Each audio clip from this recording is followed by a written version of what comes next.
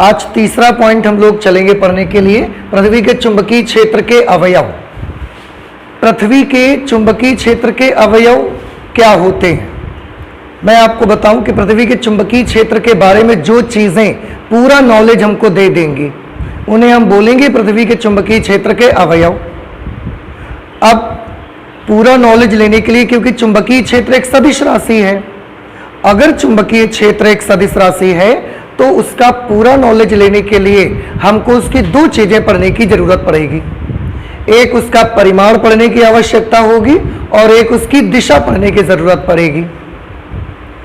पृथ्वी का जो चुंबकीय क्षेत्र होता है ये एक 3 डायमेंशनल मैग्नेटिक फील्ड है, त्रिविमीय चुंबकीय क्षेत्र है। अगर ये त्रिविमीय चुंबकीय क्षेत्र है तो इसकी जो दिशा है ना वो हम 2 पार्ट में पढ़ते हैं। फिर मैं फिर से आपको बता दूं, अभी अभी हमने बताया भी आपको कि पृथ्वी का चुंबकीय क्षेत्र का पूरा नॉलेज लेने के लिए हमें जिन बातों को पढ़ने की जरूरत पड़ेगी उन्हें हम बोलेंगे पृथ्वी के चुंबकीय क्षेत्र के अवयव। क्योंकि पृथ्वी का चुंबकीय क्षेत्र, पृथ्वी का हो या चुंबकीय क्षेत्र अगर केवल है तो वो एक सदिश राशि है और सदिश राशि को पूरा नॉलेज लेने के लिए आपको 2 चीजों की आवश्यकता होती है। एक उसका परिमाण जरूरत पड़ेगी आपको और दूसरा उसकी दिशा पढ़ने की जरूरत पड़ेगी। परिमाण तो खैर हम बाद में बात करेंगे।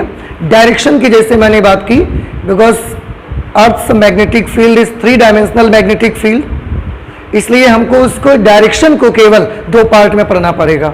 देखो परिमाण और दिशा 2 चीजें पढ़नी है, लेकिन जो डायरेक्शन होगी ना उसको हम 2 पार्ट में पढ़ेंगे। तो अब कितनी चीजें हो गई? 3। तो 3 पॉइंट्स हमको यहां देखने हैं पृथ्वी के चुंबकीय क्षेत्र के अवयवों में। कौन कौन से हैं वो 3 पॉइंट्स मैं आपको बताता हूं। पहले आप ऐसे ही समझ लें कि 3 पॉइंट्स कौन से हैं। उसके लिए कंपास के बारे में मैं आपको थोड़ा सा और बताना चाहता हूं। देखिए कंपास जिसे आप मैग्नेटिक नीडल बोलते हैं, एक इतने बड़े बॉक्स में आती है कंपास, मेरे पास है, मैं आपको दिखाऊंगा। तो कंपास में मैं कुछ ऐसे आपको उसको बताना चाहता हूं कि एक कंपास आती है आपकी जो सिर्फ जिसमें ऐसे पाइवट लगे रहते हैं, ऐसे ऊर्ध्वाधर पाइवट। ध्यान से सुनिएगा मेरी बात, ऐसा और ऐसे पाइवट लगे रहते हैं इस तरह से, एक नीचे एक ही ऊपर, ऐसे इस तरह से। अब अगर ऐसे पाइवट लगे हैं तो ये पाइवट कैसे हैं? ऊर्ध्वाधर, नीचे ऐसा ऊपर ऐसा, तो ये पाइवट कैसे लगे हुए? ऊर्ध्वाधर। अगर ये पाइवट ऊर्ध्वाधर लगे हैं तो ये चुंबकीय सुई कैसे घूम सकती है? चुंबकीय सुई ऐसा घूम सकती है। ये कौन सी दिशा में घूम सकती है? क्षैतिज। तो जब चुंबकीय सुई को पाइवट ऐसा ऊर्ध्वाधर लगे होते हैं तो चुंबकीय सुई क्षैतिज तल में घूमने के लिए स्वतंत्र होती है। और अगर पाइवट को हम घुमाकर ऐसा कर देंगे, अब देखिए हमने पाइवट ऐसे कर दिए, अब पाइवट कैसे हो गई? ये ऐसे हो गए, क्षैतिज हो गए। तो अब चुंबकीय सुई कैसे घूमेगी? फिर चुंबकीय सुई ऐसा ऊर्ध्वाधर तल में ऐसा घूम सकती है। अगर मैं इसको लेके ऐसे बताता हूं तो चुंबकीय सुई आप देखेंगे फिर वो ऐसे घूम सकती है। कुछ बात समझ में आ रही है हमारी आपको? तो अगर हम चुंबकीय सुई के पाइवट ऊर्ध्वाधर कर देंगे तो बताएं चुंबकीय सुई किस प्रकार से घूमने के लिए स्वतंत्र होगी? पाइवट ऐसे ऊर्ध्वाधर है, चुंबकीय सुई कैसे घूमेगी? क्षैतिज तल में घूम सकती है। और अगर हम पाइवट क्षैतिज कर देंगे ऐसे तो चुंबकीय सुई कैसे घूम सकती है? ऊर्ध्वाधर तल में घूम सकती है। ये 2 बात आपको समझ में आ गई? क्लियर है या और मुझे बताना है? आ गया समझ में? तो फिर से मुझे बताएं, अगर हमने पाइवट ऊर्ध्वाधर कर दिया है तो चुंबकीय सुई कैसे घूमने के लिए स्वतंत्र है? चुंबकीय सुई ऐसा घूमने के लिए स्वतंत्र है, क्षैतिज तल में। अगर हमने पाइवट क्षैतिज कर दिया इस तरीके से तो चुंबकीय सुई ऐसा ऊर्ध्वाधर घूमने के लिए स्वतंत्र हो जाएगी। ठीक, ये 2 पॉइंट्स आपको दिमाग में रखने हैं। अब फिर से हम आते हैं चुंबकीय क्षेत्र की दिशा के बारे में। इसमें हम क्या देखते हैं कि अगर हमारी पृथ्वी का जो उत्तरी और दक्षिणी ध्रुव है, हमारी अर्थ का जो उत्तरी, बाई चांस मैंने मान लिया कि ये रेड वाला जो पार्ट है ये नॉर्थ को रिप्रेजेंट करता है, हमारे पृथ्वी का ये उत्तर है, और ये पिछला हिस्सा हमारी पृथ्वी का दक्षिण है। अगर ये ऐसे ऐसे है, उत्तर दक्षिण, आप जहां पर बैठे हैं यहां ऐसा उत्तर है, ऐसा दक्षिण है, इधर ईस्ट इधर वेस्ट पड़ता है। तो ये तो हो गया हमारा एक्चुअल नॉर्थ और एक्चुअल साउथ। अब हम मैग्नेटिक नीडल लाते हैं और मैग्नेटिक नीडल को हम ऐसा पकड़ते हैं कि वो क्षैतिज तल में घूमने के लिए स्वतंत्र हो। क्षैतिज तल में घूमने के लिए स्वतंत्र होने के लिए कैसे पकड़ोगे आप उसको, पाइवट कैसे होने चाहिए, क्षैतिज तल में सुई घूम सके।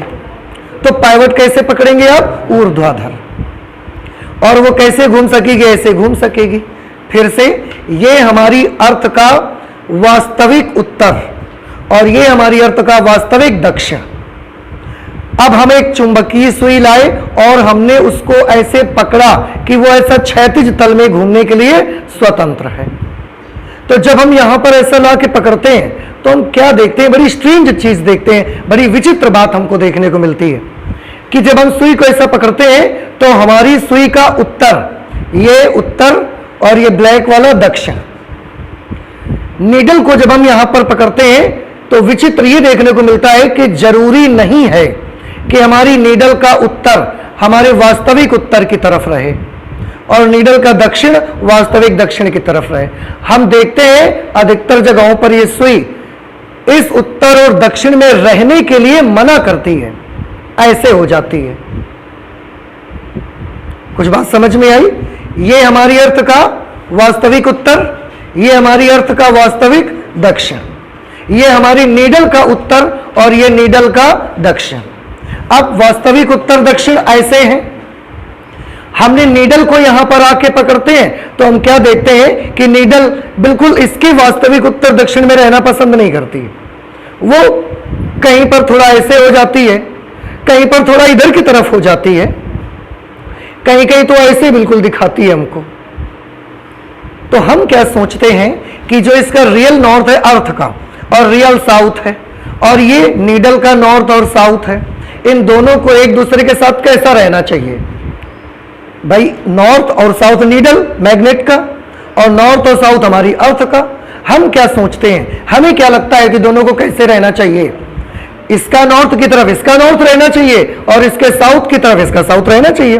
बट हम पृथ्वी के अलग अलग जगह पर जाके देखते हैं तो कहीं इसको ये ऐसे दिखाती है हमको, ऐसे, कहीं ये हमको ऐसे दिखाती है, कहीं कहीं तो पूरा 90 डिग्री दिखाती है और कहीं कहीं बराबर भी रहती है, लेकिन हर जगह ऐसा बराबर नहीं रहती। तो ये मैग्नेटिक नीडल वास्तविक उत्तर और दक्षिण की तरफ रहने से क्या करती है? मना करती है उसको। ये उसके साथ सहमति नहीं दिखाती है, उसके साथ एग्रीमेंट नहीं रहता है इसका।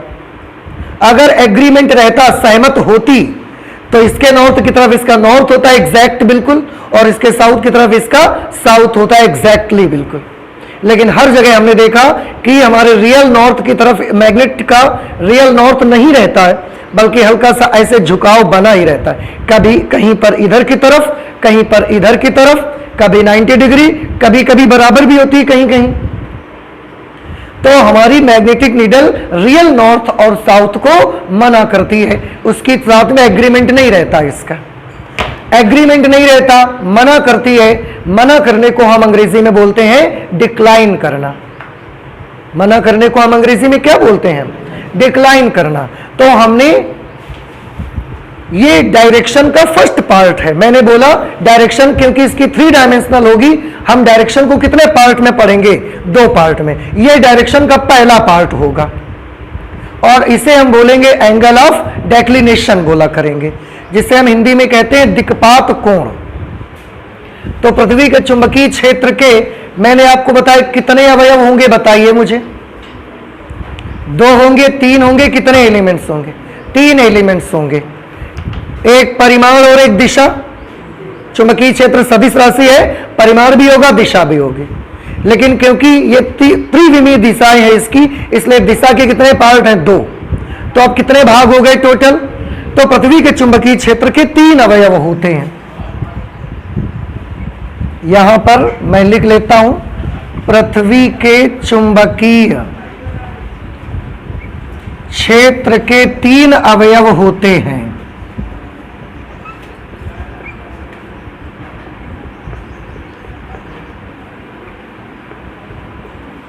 पृथ्वी के चुंबकीय क्षेत्र के 3 अवयव होते हैं और उनमें से पहला अवयव आपको अभी अभी हमने बताया कि क्या होगा।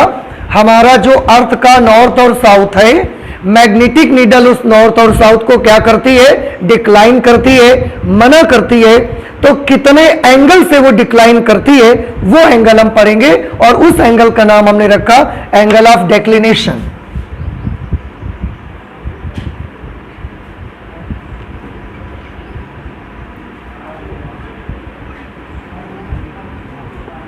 एंगल ऑफ डिक्लिनेशन, जिसे हम दिक्पात कोण कहते हैं।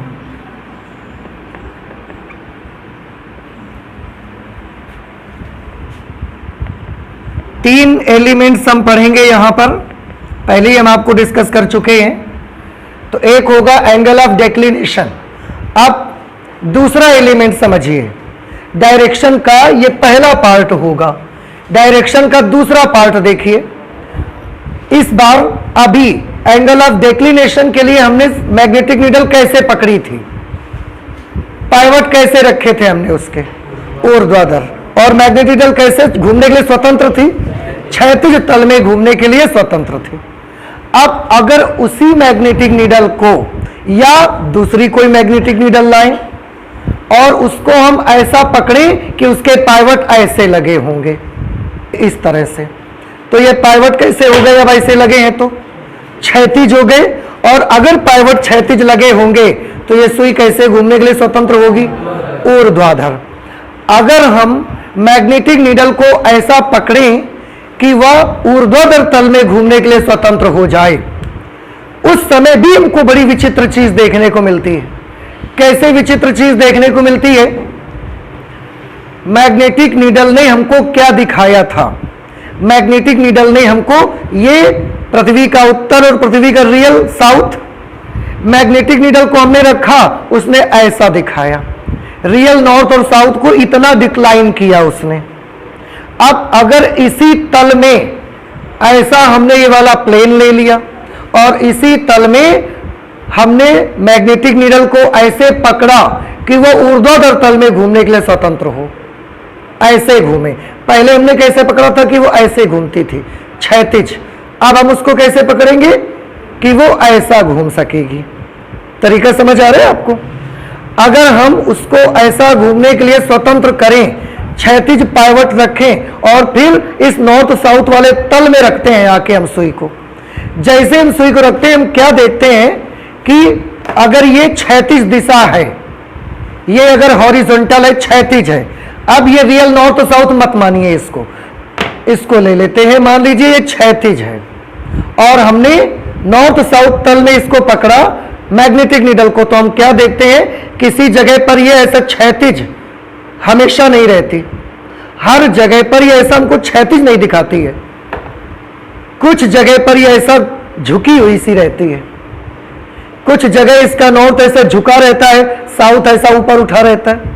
कुछ जगहों पर ऐसा नॉर्थ हल्का सा उठा होता है, साउथ झुका सा रहता है। कुछ जगहों पर क्षैतिज भी होती है, लेकिन पूरी पृथ्वी के अलग अलग जगहों पर आप जाके देखेंगे, आप पाएंगे कि हर जगह मैग्नेटिक नीडल ऐसा बिल्कुल पृथ्वी के साथ क्षैतिज क्षैतिज नहीं रहती। कुछ जगहों पर यह सुई ऐसा नीचे की ओर झुकी रहती है। अब क्षैतिज ऐसे है, सुई ऐसे झुकी है, तो देखो क्षैतिज के साथ कुछ कोण बन रहा है कि नहीं बन रहा है इसका। कुछ जगहों पर ये नीडल ऐसा उठी रहती है, आप भी देखे क्षैतिज के साथ कुछ एंगल बन रहा है। कुछ जगहों पर ये बिल्कुल क्षैतिज मिलती है, उस समय क्षैतिज के साथ ये 0 डिग्री का कोण बना रही है। लेकिन हम देख क्या रहे हैं? देख ये रहे हैं कि अगर हम चुंबकीय सुई को इस प्रकार पकड़ें कि वो ऊर्ध्वाधर तल में घूमने के लिए स्वतंत्र हो, ऐसा घूम सके, इस तरह से। पहले ऐसे घूमने के लिए स्वतंत्र किया था, अब ऐसा घूमने के लिए हमने इसको फ्री कर दिया। तो अगर हम ऊर्ध्वाधर तल में घूमने के लिए स्वतंत्र करें तो जो सुई होती है वो बिल्कुल ऐसा हॉरिजॉन्टल नहीं रहती, क्षैतिज नहीं रहती है, बल्कि क्षैतिज के साथ कुछ कोण से ऐसा झुकी हुई होती है। कहीं झुकी हुई ऐसे, कहीं ऐसा हल्का सा उठी हुई, और कहीं क्षैतिज भी रहती है कहीं कहीं। लेकिन अधिकतर जगहों पर अर्थ के चारों तरफ जाके देखें, अधिकतर जगहों पर ऐसा या तो वो उसका नॉर्थ नीचे झुका मिलेगा या तो नॉर्थ उसका उठा हुआ मिलेगा आपको। तो हम क्या देखते हैं कि जो सुई है ना वो ऐसा नीचे की तरफ झुकाव उसमें रहता है।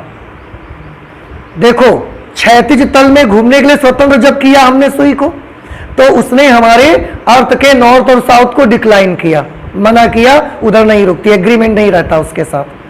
और जब हमने ऊर्ध्वाधर तल में घूमने के लिए स्वतंत्र कर दिया तो भी वो बिल्कुल क्षैतिज नहीं रहती, वो ऐसा झुकी हुई सी रहती। इसको हम बोलते हैं कि ये सुई क्षैतिज से, इसका ये क्या है, झुकाव। और झुकाव को अंग्रेजी में बोला जाता है कि ये नीडल क्षैतिज के साथ इतना डिप करती है। क्या करती है क्षैतिज के साथ? क्षैतिज के साथ इतना डिप है उसका। तो क्षैतिज के साथ जितना कोण से ऐसा झुकी होती है उस कोण को हम क्या बोल देते हैं? एंगल ऑफ डिप, नति अथवा नमन कोण इसको कहा जाता है।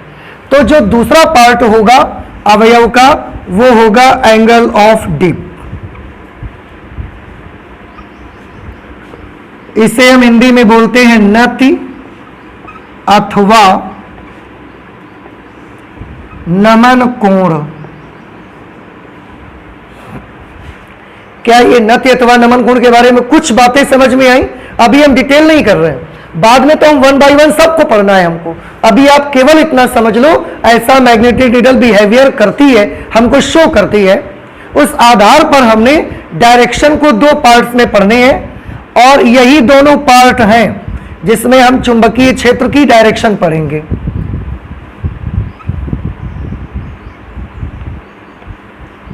Direction of earth's magnetic field, पृथ्वी के चुंबकीय क्षेत्र की दिशाओं को ये 2 पार्ट में हम पढ़ेंगे। और पृथ्वी के चुंबकीय क्षेत्र के परिमाण की बात अगर आती है, क्योंकि 3 भागों में स्टडी करना है, परिमाण और 2 पार्ट में डायरेक्शन। तो 2 पार्ट में डायरेक्शन तो हमने नोट कर दिया, अब मैग्नीट्यूड की बात आती है। अब फिर से सुनिए ध्यान से। अभी अभी हमने देखा कि चुंबकीय सुई को जब हम क्षैतिज तल में घूमने के लिए स्वतंत्र करते हैं तो वो हमारे पृथ्वी के रियल उत्तर और दक्षिण को डिक्लाइन करती है, कभी इधर की तरफ कभी इधर की तरफ। दूसरा हमने देखा कि अगर हम सुई को ऊर्ध्वाधर तल में घूमने के लिए स्वतंत्र कर दें तो भी वो पृथ्वी के साथ ऐसा क्षैतिज हमेशा नहीं रहती, हर जगह क्षैतिज नहीं रहती, ऐसा झुकी हुई होती है। अब प्रॉब्लम ये आई कि क्षैतिज तल में घूमने के लिए स्वतंत्र करते हैं तो हल्का सा उत्तर दक्षिण से ऐसे हट के दिखाती है, डिक्लाइन करती है। ऊर्ध्वाधर तल में घूमने के लिए स्वतंत्र करते हैं तो हल्का सा ऐसा झुकी हुई दिखाती है हमको। तो हम जिस चुंबकीय क्षेत्र को स्टडी करेंगे वो चुंबकीय क्षेत्र हम ऐसा झुका हुआ स्टडी करेंगे कि हम क्षैतिज से, या वो चुंबकीय क्षेत्र क्षैतिज से ऐसा उठा हुआ स्टडी करेंगे, या वो चुंबकीय क्षेत्र हम ऐसा जिस दिशा में मना करता है वो वाला पढ़ेंगे। हम कौन से मैग्नेटिक फील्ड को स्टडी करेंगे? तो इसका जवाब ये आया क्योंकि हमारी दुनिया में हमारी लेबोरेटरी जो फिजिक्स की है, लैब, उस लैब में हमारी जितनी भी टेबल पड़ी हैं, जितनी चेयर पड़ी हुई हैं, जितने भी हमारे डेस्क पड़े हुए हैं, वो सब कैसे पड़े हुए हैं? वो सब हॉरिजॉन्टल पड़े हुए हैं, क्षैतिज पड़े हैं। ऐसा तो है नहीं कि आपके स्कूलों में टेबल ऐसे पड़ी हुई है, ऐसा तो नहीं पड़ी होती। हमारी लेबोरेटरी में जितनी टेबल है, जितनी बेंच पड़ी, जितने डेस्क पड़े हैं, वो सब के सब हॉरिजॉन्टल क्षैतिज है। हमारे सारे मूवमेंट भी क्षैतिज होते हैं, हमारे जितने भी इस दुनिया में मूवमेंट है वो सब क्षैतिज होते हैं। तो हमने बोला सुई हमको ऐसा दिखाए, सुई हमको ऐसा दिखाए, वो हमारे रियल नॉर्थ साउथ को मना करे, हमें कोई फर्क नहीं पड़ता। हम जो मैग्नेटिक फील्ड पढ़ेंगे वो मैग्नेटिक फील्ड हम केवल कौन सा वाला पढ़ेंगे? क्षैतिज वाला पढ़ेंगे बस। क्यों? क्योंकि हमारी लाइफ के सारे मूवमेंट कैसे हैं? क्षैतिज दिशा में। हमारे लैब में सारे टेबल डेस्क सब कैसे पड़े हुए हैं? क्षैतिज दिशा में। तो हम ये वाला क्यों पढ़े भाई? हम ये वाला क्यों पढ़ लें? हम जो मैग्नेटिक फील्ड पढ़ेंगे वो मैग्नेटिक फील्ड कौन सा होगा? क्षैतिज होगा। लेकिन क्षैतिज तो सुई हमको दिखाती नहीं, तो आप क्षैतिज पढ़ कैसे लोगे? कोई प्रॉब्लम नहीं है। हमको सुई ने ऐसा दिखाया ना, ये क्षैतिज दिशा है, क्षैतिज दिशा से सुई ने इतना कोण बनाते हुए दिखाया हमको, नीचे की तरफ झुकी हुई, ठीक है। अगर उसने नीचे की तरफ झुककर इतना एंगल दिखाया हमको, तो हम उसका घटक बनाना जानते हैं क्षैतिज दिशा में। हमारे वेक्टर का नॉलेज क्या बोलता है कि अगर ये सुई थीटा कोण से नीचे झुकी हुई है तो क्षैतिज दिशा में इसका घटक कितना आ जाएगा। अगर ये बी है चुंबकीय क्षेत्र, तो क्षैतिज दिशा में इसका घटक कितना बनेगा? B cos theta. तो हमारे उस नॉलेज से पढ़ाई हमको कौन सी करनी है? क्षैतिज वाले को ही हमको पढ़ना है। हम ये ऐसा उठा हुआ, झुका हुआ या ऐसा लंबवत, ये सब हम नहीं पढ़ेंगे, क्योंकि हमारी सारी लैब के, जहां भी लैब है आपकी पूरी दुनिया में, वहां सब क्षैतिज ही तो पढ़े होंगे डेस्क। आप जो भी एक्सपेरिमेंट करोगे उपकरण को क्षैतिज रखकर करोगे। सारे मूवमेंट हमारी हॉरिजॉन्टल है, तो फिर हम चुंबकीय क्षेत्र भी कैसा पढ़ेंगे? क्षैतिज पढ़ेंगे। लेकिन अभी मैंने बताया चुंबकीय क्षेत्र तो ऐसा नीचे की ओर झुका रहता है, तो आप क्षैतिज कैसे पढ़ोगे? तो आंसर हम उसका घटक बना के पढ़ेंगे। समझ में आ गया? तो जो तीसरा एलिमेंट हमने बनाया, वो तीसरा एलिमेंट कौन सा बनाया? पृथ्वी के चुंबकीय क्षेत्र का क्षैतिज घटक। समझ आया आपको? ये हमने थर्ड एलिमेंट बनाया।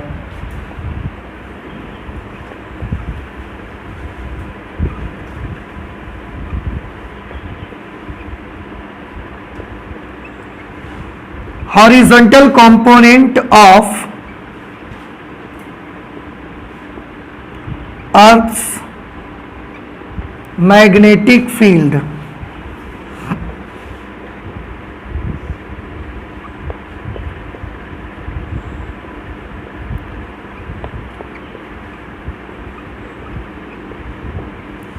पृथ्वी के चुंबकीय क्षेत्र का क्षैतिज घटक, ये हमारा तीसरा एलिमेंट होगा और ये हमको दर्शाएगा मैग्नीट्यूड, परिमाण को। तो इस तरह से पृथ्वी के चुंबकीय क्षेत्र के तीन अवयव आपके होंगे। एक होगा दिक्पात कोण, एक होगा नति अथवा नमन कोण, और तीसरा होगा पृथ्वी के चुंबकीय क्षेत्र का क्षैतिज घटक। अब आपको ये समझ आया कि क्षैतिज घटक ही हम क्यों लेंगे, क्योंकि बच्चों की कभी कभी ये प्रॉब्लम रहती है जब उनको बताया जाता है कि पृथ्वी के चुंबकीय क्षेत्र का क्षैतिज घटक ही क्यों लिया गया, ऊर्ध्वाधर वाला कंपोनेंट क्यों नहीं लिया आपने? तरीका पता चला क्यों नहीं लिया हमने? क्योंकि हमारी लैब में हमारे सारे मूवमेंट कैसे रहते हैं? क्षैतिज, इसलिए हम क्षैतिज दिशा में ही चुंबकीय क्षेत्र को स्टडी करना चाहते हैं। तो ये तीन कंपोनेंट होंगे, तीन एलिमेंट्स होंगे जिन पर हमको पूरे पृथ्वी के चुंबकीय क्षेत्र को स्टडी कर लेना है। नोट कर लिया आपने? अब हम इसको हटा देते हैं। अब हम सबसे पहला जो एलिमेंट है एंगल ऑफ डेक्लिनेशन, इसको पढ़ते हैं। और मैं एक काम और करता हूं, अभी कोई एलिमेंट नहीं उठाते हैं। पहले हम अर्थ के मैग्नेटिक फील्ड के इन अवयवों को पढ़ने के लिए कुछ चीजों की जरूरत है। कुछ शब्दावलियां हैं, कुछ वर्ड्स हैं जिनको समझाना मैं चाहता हूं आपको, क्योंकि अगर वो नहीं समझेंगे आप तो फिर आपको ये चीज समझ में नहीं आएगी। इसलिए अब इनमें से मैं कुछ नहीं लेता हूं, पहले उन शब्दों को मैं आपको समझाऊंगा कि वो कौन से वर्ड्स हैं। ठीक है? सबसे पहले हम आपको जो बताना चाहते हैं कि हमारी अर्थ के नॉर्थ और साउथ डिसाइड ही कैसे हुए। तो पहले समय में जब मैग्नेट की खोज नहीं हुई थी, उस समय हम हमारे अर्थ के जो उत्तर और दक्षिण है ना, उनको डिसाइड करते थे सन के मोशन से, सूर्य की गति से। जिधर से सूर्य निकलता था उसको, जिधर से सूर्य हमको अपीयर होता था कि अभी ये राइज हो रहा है, सन राइज होता था, उस डायरेक्शन का हमने क्या नाम रखा था? ईस्ट। पूर्व, और जिधर जाके ऐसा जाके सन सेट हो जाता था उधर का नाम हमने क्या रखा? वेस्ट, पश्चिम रख दिया। तो जिस जगह से सन राइज होता था वहां पर एक पॉइंट लगाया, जिस जगह सनसेट होता था वहां एक पॉइंट लगाया, दोनों को मिला के एक लाइन बना दी हमने, और उस लाइन के लंबवत बिल्कुल हमने एक लाइन खींची। वो जो लंबवत लाइन खींची, सनराइज ईस्ट में, सनसेट वेस्ट में। दूसरा, उसके लंबवत हमने लाइन खींच के नॉर्थ और साउथ बना दिया, ठीक है, उत्तर और दक्षिण बना दिए। देखिए मैं आपको बताता हूं, थोड़ा ध्यान से समझने की कोशिश करें। सबसे पहले हमने क्या किया, यहां से हमने देखा सनराइज हो रहा है, सनराइज हुआ तो हमने इसका नाम रख दिया ईस्ट। दूसरी तरफ जाकर के, इधर जाकर के सनसेट हो गया, हमने इसका नाम रख दिया वेस्ट। दोनों को मिला दी हमने लाइन। अब इसके बिल्कुल 90 डिग्री का कोण बनाती हुई एक और लाइन हमने बना दी। कैसा? बिल्कुल 90 डिग्री एंगल बनाते हुए, जिसमें से ये वाली लाइन और ये वाली लाइन, इस सिरे का हमने नाम रख दिया नॉर्थ, उत्तर, और इधर का हमने नाम रख दिया साउथ। तो इस तरह से हमारी अर्थ की ये पूर्व, पश्चिम, उत्तर और दक्षिण दिशाएं बनी थी। समझ में आया? ये वाले हमने उत्तर दक्षिण किसकी हेल्प से बनाए, किसकी मदद से बनाए? आंसर है सन की हेल्प से बनाए। और सन का मोशन किस पर डिपेंड करता है? अर्थ के मोशन पर, क्योंकि सन गति नहीं करता, आप पहले से सीख चुके हैं क्लास 11th में। गति तो हमारी अर्थ करती है। अब क्योंकि अर्थ वेस्ट टू ईस्ट ऐसा घूमती है, इसलिए सन हमको ईस्ट से वेस्ट में दिखाई देता है कि ये ईस्ट से निकला और वेस्ट में जाके छुप गया। नहीं समझ में आया? भाई बड़ा सिंपल सा है बेटा, आप थोड़ा सा इसको अगर समझने का प्रयास करेंगे, ये बहुत इजी है सब कुछ। आपकी अर्थ कैसे घूमती है? पश्चिम से पूर्व की तरफ। अब आप यहां पर हैं, कहीं पर हैं आप, इंडिया है कहीं यहां पर, ये है इंडिया। अभी आप यहां पर हैं, वेस्ट से ईस्ट की अर्थ घूम रही है।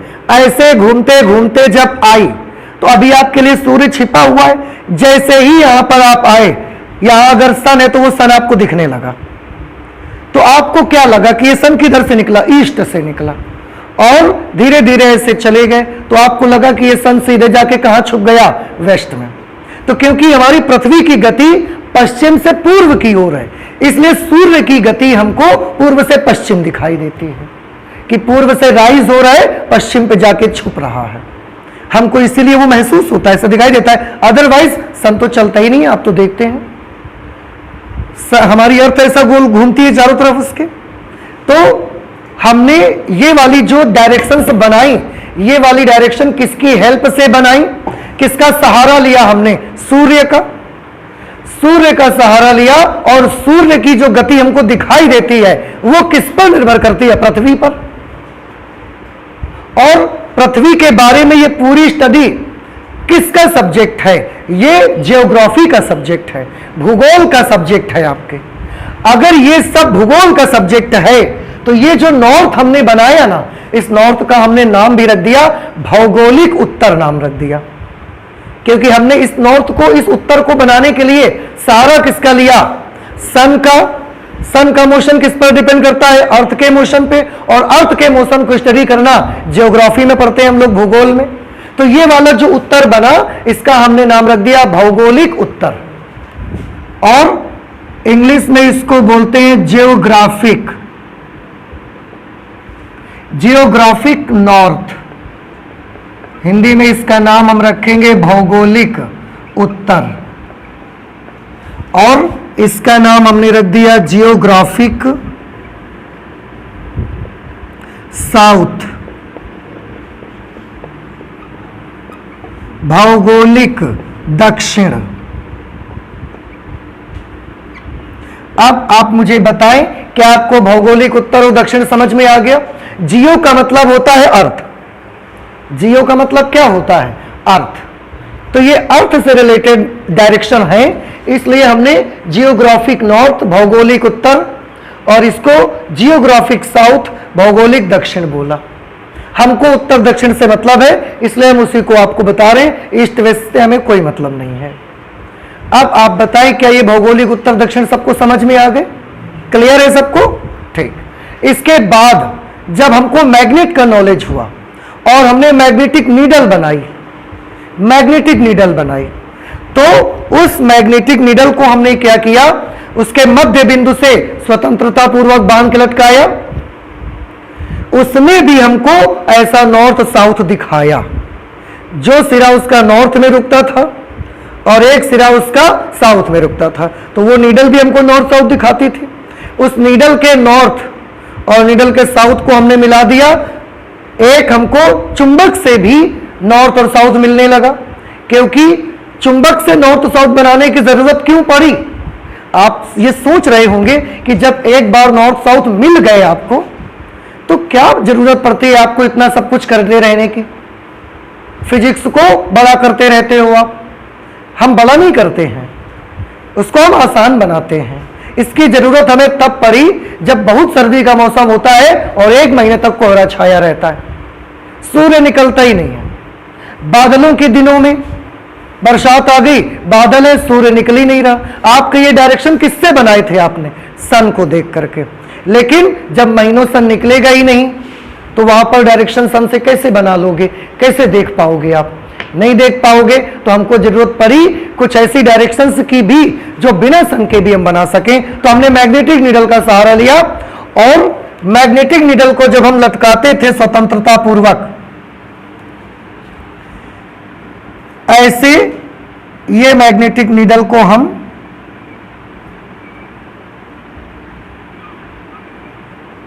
जब हम स्वतंत्रता पूर्वक लटकाते थे, तो उसका जो सिरा उत्तर की तरफ रुकता था उसको हमने बोला नॉर्थ, और जो सिरा दक्षिण की तरफ रुका उसको हमने बोला साउथ। तो ये मैग्नेट का नॉर्थ है और ये मैग्नेट का क्या है?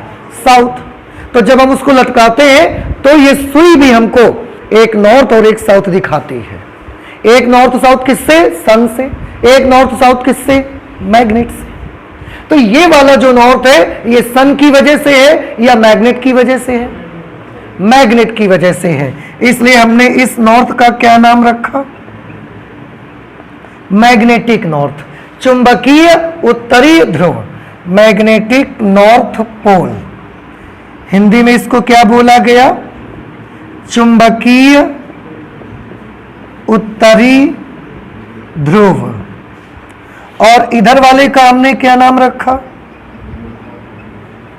मैग्नेटिक साउथ पोल, चुंबकीय दक्षिणी ध्रुव।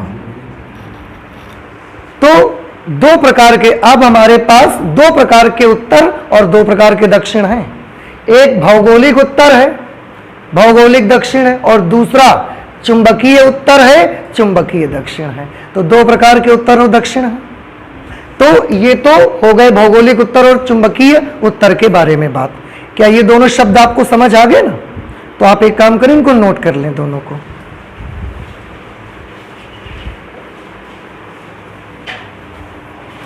ये क्या है? ये हमने मैग्नेटिक नीडल बनाई है, चुंबकीय सुई, मैग्नेटिक नीडल। ठीक है। तो अब बताइए आपके पास कितने प्रकार के नॉर्थ हैं? दो नॉर्थ हैं और दो साउथ हैं। एक जियोग्राफिकल नॉर्थ, जियोग्राफिकल साउथ, दूसरा मैग्नेटिक नॉर्थ, मैग्नेटिक साउथ। ये हमने अर्थ का फिगर बना के रखा हुआ है। ठीक है, ये हमारी पूरी अर्थ है गोल ऐसे। अब इस अर्थ पे जियोग्राफिक और मैग्नेटिक नॉर्थ कहां पड़ते हैं? तो ध्यान से देखिए, ये हमने मान लिया जियोग्राफिक नॉर्थ। जियोग्राफिक नॉर्थ का मतलब समझ गए अब? जियो मतलब पृथ्वी, नॉर्थ मतलब उत्तर। तो ये भौगोलिक उत्तर है। और इसकी दूसरी तरफ बिल्कुल उसकी सीध में यहां पर ये क्या है, ये भौगोलिक दक्षिण है,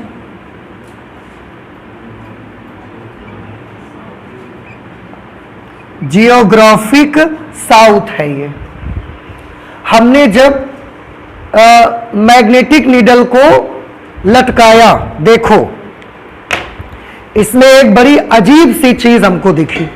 क्या बड़ी अजीब चीज दिखी, मैं इस ग्लोब में आपको बता देता हूं, थोड़ा सा सुन लीजिए। ये ग्लोब में ये पूरा गोला है, गोले में एक जगह ये गोला यहां पर छेद है इस पे, और एक जगह इसके जस्ट सामने यहां ये छेद है, जहां से इस क्लैंप ने इसको पकड़ के रखा हुआ है। ये वाला जो क्लैंप जहां लगा हुआ है, ये है पृथ्वी का भौगोलिक उत्तर। याद रखिए, ये कील जहां पर लगी है, जहां से इस गोले को ऐसा ड्रिल करके इसके अंदर से छेद करके सीधे दूसरी तरफ निकाला गया, ये वाला की जहां छेद किया गया है, ये वाली जगह को हम बोलेंगे भौगोलिक उत्तर।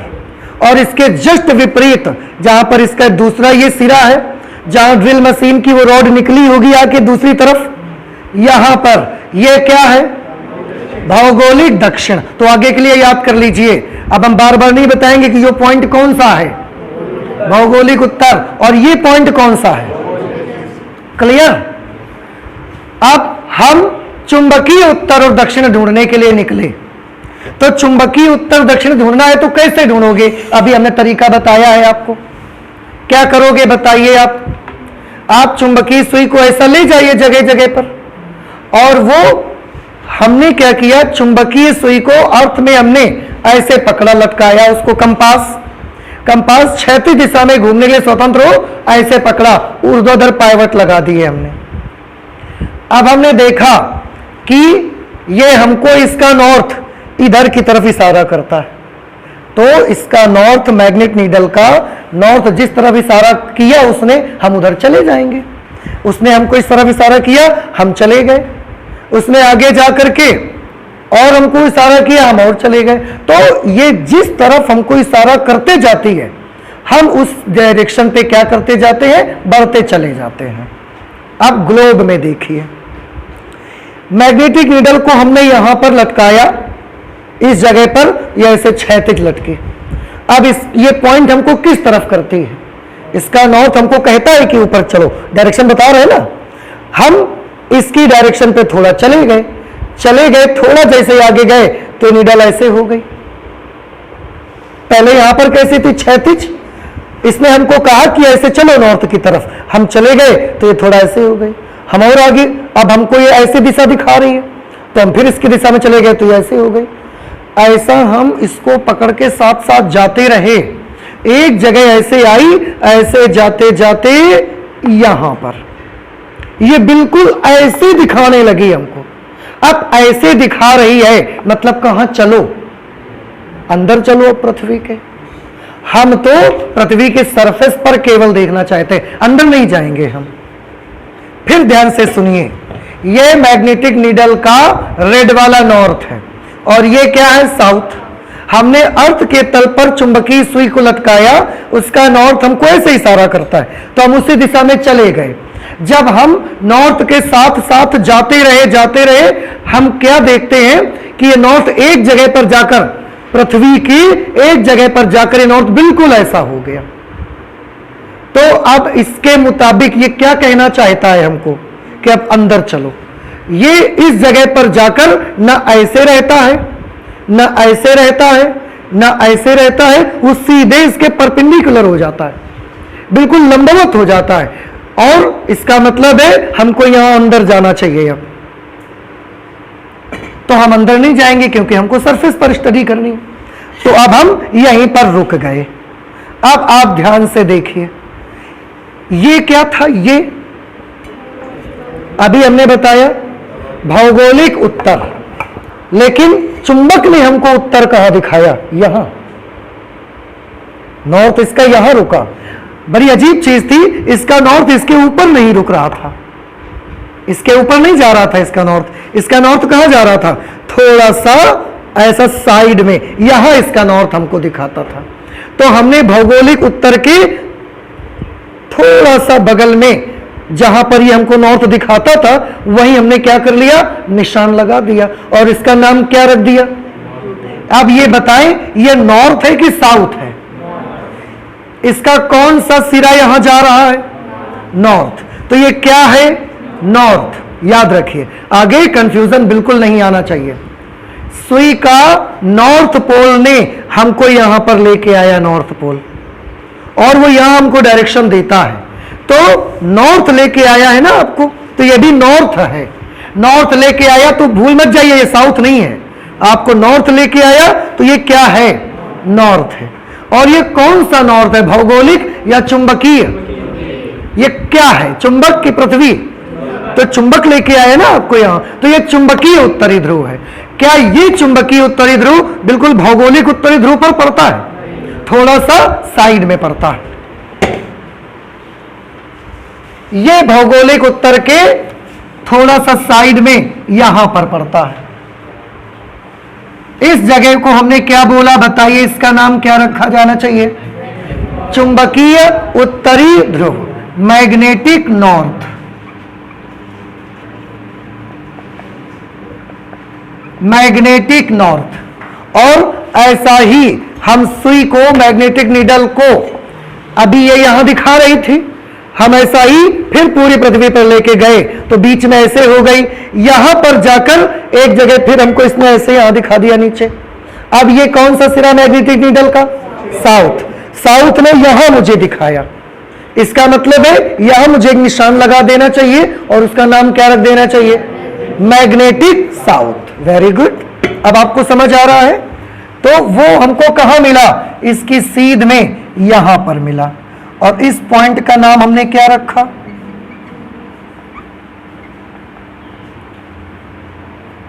अब आप देखें क्या मैग्नेटिक नॉर्थ और साउथ जियोग्राफिकल नॉर्थ और साउथ के साथ एग्रीमेंट रखते हैं, सहमति है दोनों की कि दोनों लोग एक ही साथ हो जाओ, ऐसा तो नहीं है।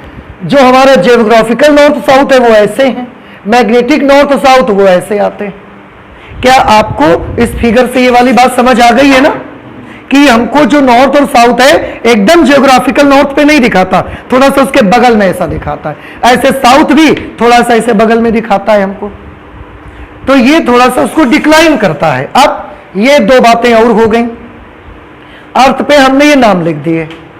अब इसमें दो चीजें और, दो शब्द आते हैं।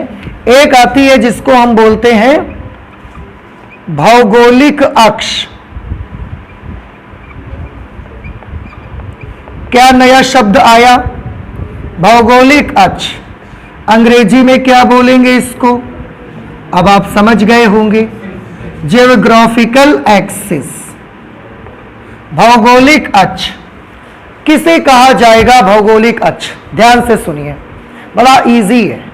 आपकी अर्थ में ये क्या है बताओ, भौगोलिक उत्तर, ये क्या है भौगोलिक दक्षिण। तो भौगोलिक उत्तर और भौगोलिक दक्षिण को मिलाती हुई हमने एक लाइन बना दी। बताएं ये क्या है,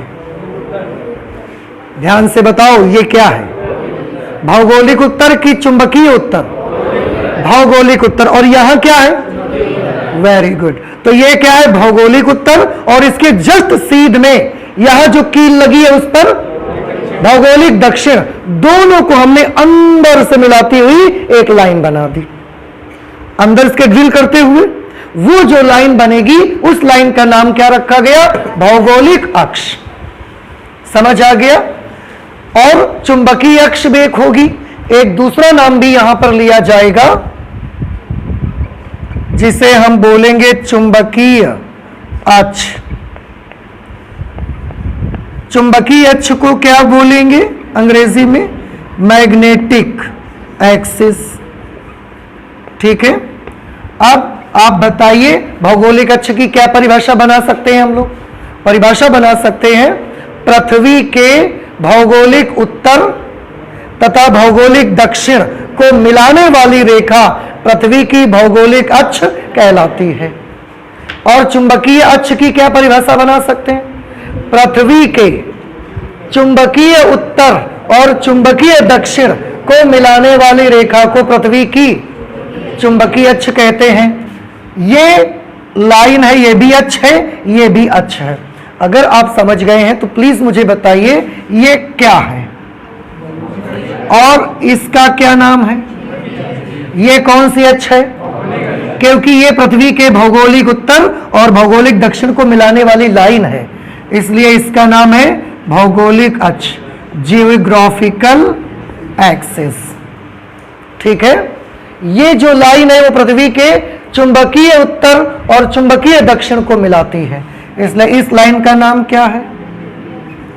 इस लाइन का नाम है मैग्नेटिक एक्सिस। समझ आ गया? नोट कर लेते हैं अब इसको हम लोग। देखिए, भौगोलिक अक्ष किसको बोलेंगे? पृथ्वी के भौगोलिक उत्तर तथा भौगोलिक दक्षिण को मिलाने वाली रेखा पृथ्वी की भौगोलिक अक्ष कहलाती है। भौगोलिक अक्ष। चुंबकीय अक्ष किसको बोला जाएगा? पृथ्वी के चुंबकीय उत्तर तथा चुंबकीय दक्षिण को मिलाने वाली रेखा को पृथ्वी की चुंबकीय अक्ष कहते हैं या कहलाती है। ये दो शब्द भी हो गए आपके। अब इसके बाद फिर से अगले दो शब्द और हमने स्टडी करने हैं। एक शब्द का नाम है भौगोलिक यामोत्तर।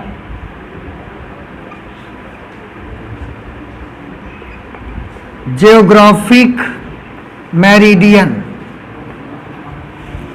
और एक दूसरा जो होगा वो उसका नाम है चुंबकीय यामोत्तर।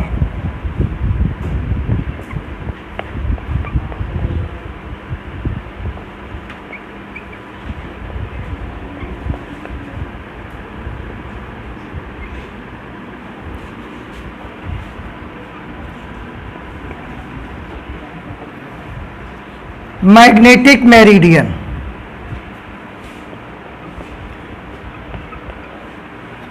ये यामोत्तर, सबसे पहले जो एक वर्ड इसमें आ रहा है यामोत्तर।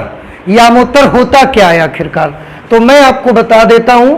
यामोत्तर जब भी यूज किया जाए आप समझ जाना कि हम एक तल की बात कर रहे हैं। यामोत्तर का मतलब ही होता है तल, प्लेन। यामोत्तर का मतलब ही होता है प्लेन। एक समतल की मैं बात कर रहा हूं।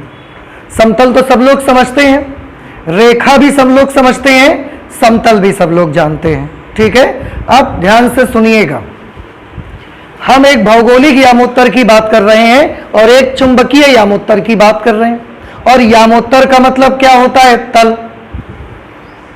दो चीजें मैं आपको बताऊंगा। आपने लाइन भी जानते हैं, आप स्ट्रेट लाइन, सरल रेखा। रेखा को ड्रॉ करने के लिए कम से कम कितने बिंदुओं की आवश्यकता होती है? आपको कम से कम 2 बिंदुओं की आवश्यकता होती है। अगर आपके पास कहीं पर भी 2 पॉइंट हैं तो आप उनको मिला देंगे तो उनसे क्या बन जाएगी? एक रेखा बन जाएगी। लेकिन किसी तल को अगर आपको बनाना है तो उसके लिए कम से कम, ज्यादा से ज्यादा और भी बिंदु हो सकते हैं, लेकिन कम से कम 3 बिंदुओं की आवश्यकता आपको होती है।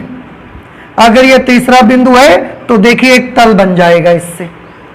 तल ऐसा प्लेन, ये त्रिभुजाकार ट्रायंगुलर प्लेन बनाया है हमने। समझ आ रहे हैं आपको? तो रेखा को बनाने के लिए कम से कम कितने बिंदु जरूरी हैं? 2। और तल को बनाने के लिए कम से कम कितने बिंदु जरूरी हैं? 3 बिंदु जरूरी हैं। ठीक। और हमने जो परिभाषाएं पढ़नी है वो है भौगोलिक तल और चुंबकीय तल। रेखाएं तो नहीं पढ़नी ना।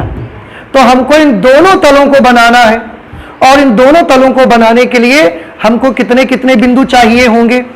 इसको बनाने के लिए भी 3 बिंदु, क्योंकि लाइन तो नहीं है, तल है ना ये। और इसको बनाने के लिए भी 3 बिंदु हमको चाहिए। दोनों को खींचने के लिए हमको 3-3 पॉइंट्स चाहिए। अब कहां होंगे वो 3 बिंदु? बड़ा इजी है। देखो, अगर आपको भौगोलिक यामोत्तर बनाना है, ध्यान से सुनिएगा मेरी बात। मैं आपको भौगोलिक यामोत्तर बनाना है तो मैं कितने बिंदुओं पर आपको बताऊंगा? कम से कम 3 तो बताना चाहिए मुझको। 2 से तो नहीं बनेगा ना यामोत्तर। ठीक, 3 बिंदु कौन कौन से लेने हैं? देखिए, एक बिंदु तो लेना है पृथ्वी के जिस जगह पर आप खड़े हैं, एक बिंदु तो वो हो गया। भाई आप तल बनाना चाहते हैं ना, और अगर यामोत्तर बनाना चाहते हैं, so you need at least 3 points. केवल 2 बिंदुओं से तल नहीं बनता, 2 बिंदुओं से केवल लाइन बनती है। And if you want to draw a plane, then you need at least 3 points. कम से कम 3 बिंदु चाहिए। अब आप पृथ्वी पर जहां भी रहते हैं, ये अर्थ है, यहां यहां यहां, ऐसा आप लोग रहते हैं कहीं ना कहीं। इंडिया में हैं तो हम लोग इंडिया में रहते हैं, और ये हमारा इंडिया यहां पड़ता है। ये इंडिया का मैप है, आप देख सकते हैं सभी स्टूडेंट्स, अगर दूर से आपको दिख जाए तो। अब इस इंडिया में यहां पर हम लोग बैठे हैं, तो एक बिंदु तो वो हो गया जहां पर हम लोग हैं, एक पॉइंट ये हो गया। हमने सबसे पहले भौगोलिक यामोत्तर बनाना है। एक बिंदु वो हो गया जहां पर हम हैं, बाकी 2 बिंदु और चाहिए तभी तल बनेगा। 2 बिंदु और होंगे, एक भौगोलिक उत्तर ले लेंगे और एक भौगोलिक दक्षिण ले लेंगे। कितने पॉइंट हो गए? 3 हो गए। 3।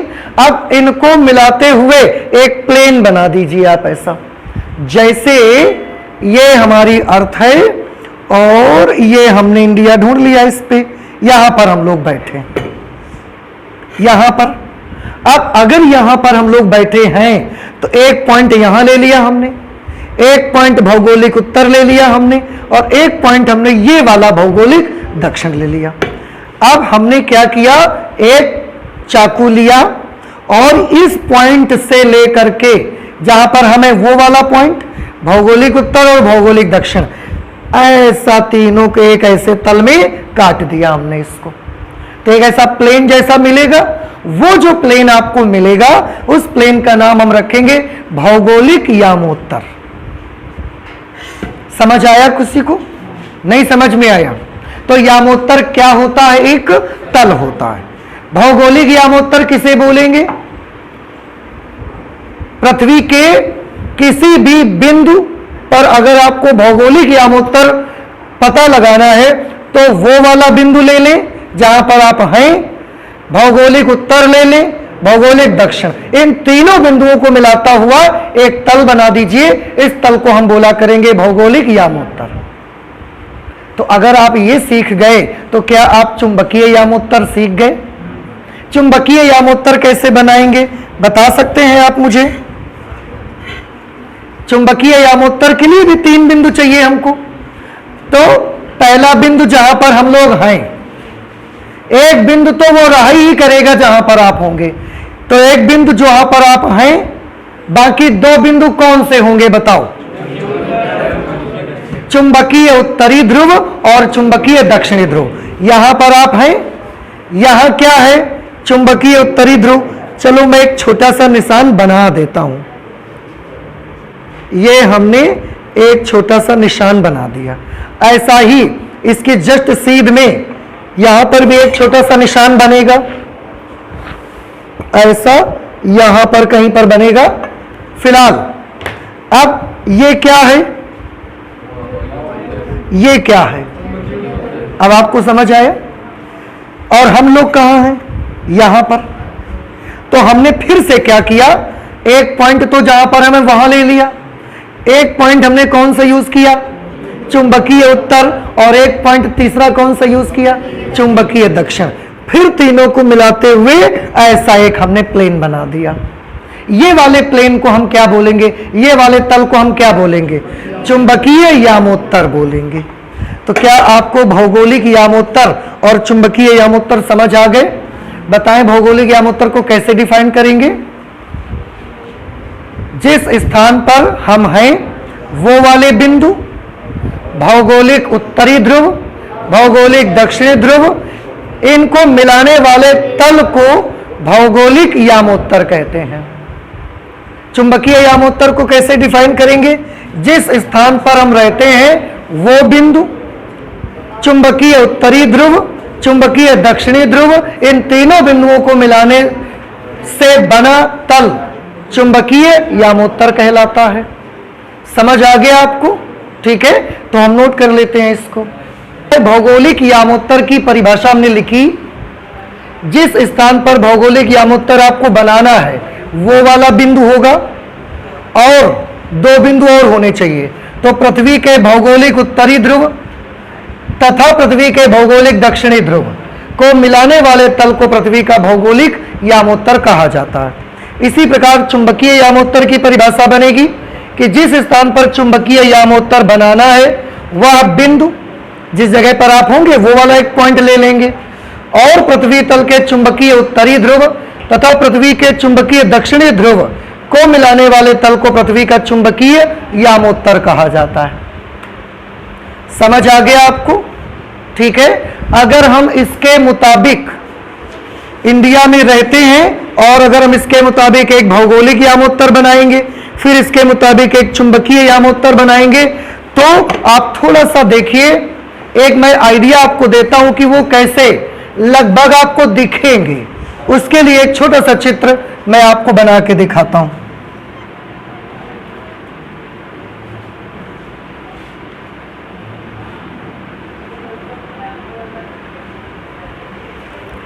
कुछ ऐसे दिखेंगे आपको।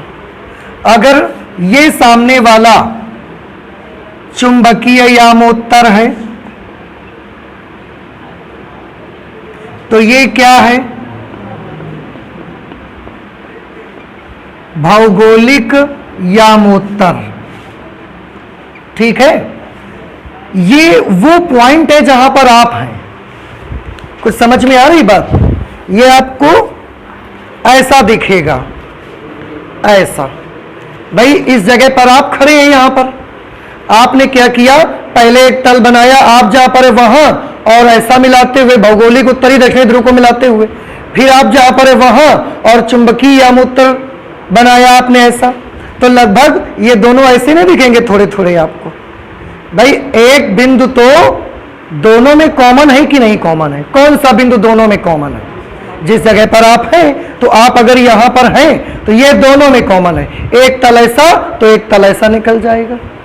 अगर हम उसको ऐसा बनाएंगे तो आपको ऐसा दिखेगा जैसे ये थोड़ी सी खुली हुई किताब दिखती है आपको। कुछ आइडिया आ रहा है आपको? नहीं समझ आ रहा है? अगर समझ आ गया है तो ये कौन सा पॉइंट है बताइए? यहां पर आप हैं। ठीक, ये क्या है बता सकते हैं आप मुझे? हाँ हाँ बताओ ये क्या है? क्योंकि ये वाला यामोत्तर कौन सा यामोत्तर है? भौगोलिक यामोत्तर। तो ये कौन सा बिंदु होगा? भौगोलिक उत्तर होगा। ये होगा जियोग्राफिकल नॉर्थ। तो फिर ये क्या है?